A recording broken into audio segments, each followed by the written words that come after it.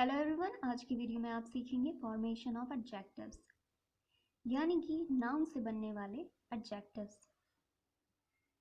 यहाँ पर आपको नाउन का भी पता चल जाएगा और एडजेक्टिव्स का भी पता चल जाएगा। ये पार्ट 1 है, मैं पार्ट 2 भी लेकर के आऊँगी, तो आप ज़रूर देखिएगा। तो चलिए देखते हैं।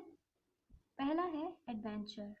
ये एक नाउन है और इसका एडजेक्टिव होता है adventurous.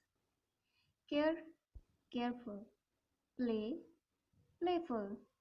Hope, hopeful. Envy, envious. Favor, favorable.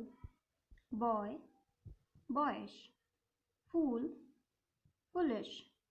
Girl, girlish. Silk, silken.